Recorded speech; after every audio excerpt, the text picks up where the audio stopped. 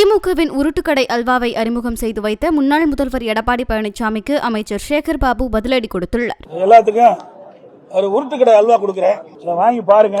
உருட்டுக்கடை அல்வா இந்த அரசாங்கத்துல இப்படிப்பட்ட அல்வா தான் கிடைக்கும். இந்த தீபாவளி வருது இல்ல, இந்த தீபாவளி வருகின்ற பொழுது 2021ஆம் ஆண்டு இன்றைய முதலமைச்சர் எதிர்கட்சி தலைவராக இருக்கின்ற பொழுது திமுக தலைவர் அவர் சுமார் 525 அறிவிப்புகள் வெளியிட்டார். அப்படி அறிவிப்பு வெளியிட்ட பிறகு சுமார் 10% அறிவிப்பு கூட நிறைவேற்றவில்லை. எல்லாத்துக்கும் அல்வா கொடுத்துட்டாரு.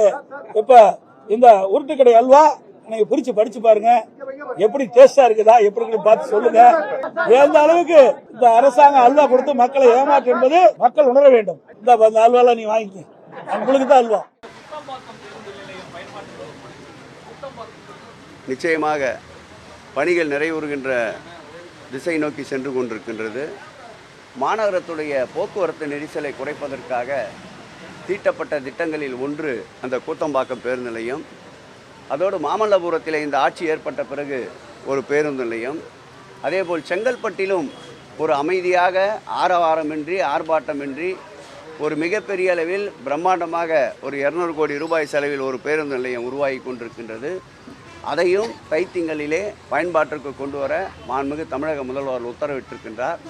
இதோடு மட்டுமல்லாமல் சென்னை பெருநகரத்திற்குள் எல்லைக்குட்பட்ட சுமார் 13 பேருந்து நிலையங்கள் 200 கோடி ரூபாய் செலவிலே கட்டுமானங்கள் நடைபெற்று கொண்டிருக்கின்றன.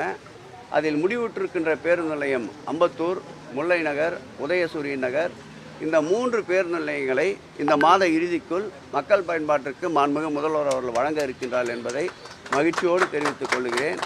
அதில் நம்முடைய அம்பத்தூர் பேருந்து நிலையத்தினுடைய வரலாற்றை எடுத்துக்கொண்டால் மாண்புமிகு ஒப்பாரும் மிக்காரும் இல்லா நிலையில் வாழ்கின்ற முத்தமிழறிஞர் கலைஞர் அவர்கள் போக்குவரத்து துறை அமைச்சராக இருந்தபோது புனரமைக்கப்பட்ட பேருந்து நிலையம். அது கிட்டத்தட்ட 55 ஆண்டுகளுக்கு பிறகு அந்த பேருந்து நிலையத்தை மீண்டும் அவருடைய முழு பிம்பமாக காட்சியளித்து கொண்டிருக்கின்ற மாண்புமிகு இன்றைய எங்கள் உயிரினும் மேலான அன்பு தலைவர் தளபதி அவருடைய பொற்கரங்களால் அந்த பேருந்து நிலையம் பயணிகளுடைய பயன்பாட்டிற்கு அர்ப்பணிக்கப்பட இருக்கின்றது.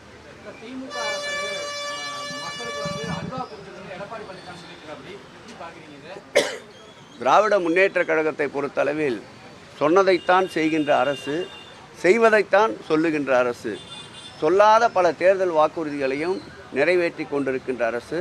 அவர் கொடுத்த அல்வாவால் தான் இன்றைக்கு அந்த இயக்கங்கள் பல கோணங்களில் பயணித்து கொண்டிருக்கின்றன. அவர் அல்வா கொடுத்தார் என்பதை உணர்ந்துதான் செங்கோட்டையன் போன்றவர்கள் பிரிந்து நின்று எதிர்கருத்துக்களை ஆற்றிக் கொண்டிருக்கின்றார். அல்வாவும் ஒரு வகையான உணவு தான். தேவைப்படுகின்ற இடத்தில் அதையும் முதலமைச்சர் அவர்கள் பரிமாறுவார்.